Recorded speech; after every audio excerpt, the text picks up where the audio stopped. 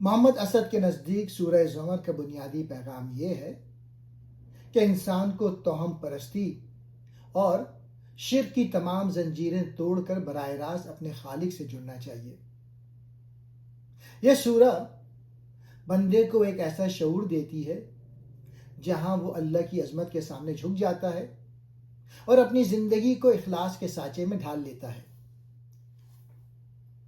سورہ زمر مکے میں نازل ہوئی اور اس کا مرکزی موضوع توحید الہی اور آخرت میں انسانوں کے ان کے اعمال کے لحاظ سے گروہ بندی ہے۔ محمد اسد اس بات پہ زور دیتے ہیں کہ یہ سورہ انسان کو مخلصانہ عبادت کی دعوت دیتی ہے۔ پہلا پوائنٹ، خلوص نیت۔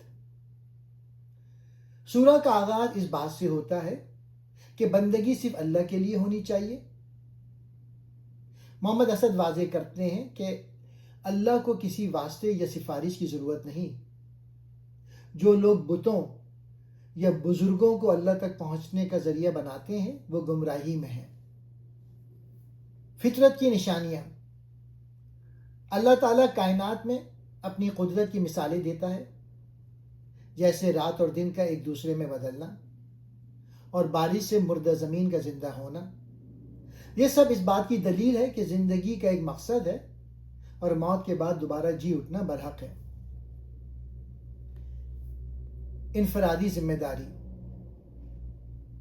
محمد اسد اس نقطے کو نمایاں کرتے ہیں کہ کوئی بوجھ اٹھانے والا کسی دوسرے کا بوجھ نہیں اٹھائے گا، یعنی ہر انسان اپنے انتخاب اور اعمال کا خود ذمہ دار ہے۔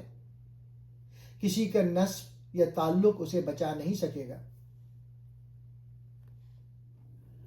نا امیدی کی ممانعت۔ اس سورہ کی سب سے مشہور آیت 53 میں اللہ تعالیٰ فرماتا ہے کہ اے میرے بندوں جنہوں نے اپنی جانوں پر ظلم کیا، اللہ کی رحمت سے مایوس نہ ہو۔ اسد کے مطابق یہ توبہ کا کھلا دروازہ ہے جو ہر اس شخص کے لیے ہے جو خلوص دل سے پلٹنا چاہے۔ محمد اسد کہتے ہیں کہ یہ آیت امید کا پیغام ہے۔ چاہے انسان نے کتنی ہی غلطیاں کی ہوں، دروازہ کھلا ہے۔ قیامت کا منظر اور زمر یعنی گروہ۔ سورہ کے آخر میں قیامت کا نقشہ کھینچا گیا ہے، جب زمین اللہ کے نور سے چمک اٹھے گی۔ لوگوں کو دو بڑے گروہوں میں تقسیم کیا جائے گا۔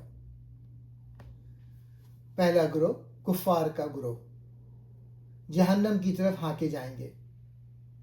فرشتے ان سے پوچھیں گے کہ کیا تمہارے پاس کوئی سمجھانے والا نہیں آیا تھا؟ دوسرا، اہل تقوی کا گروہ جنت کی طرف لے جائے جائیں گے۔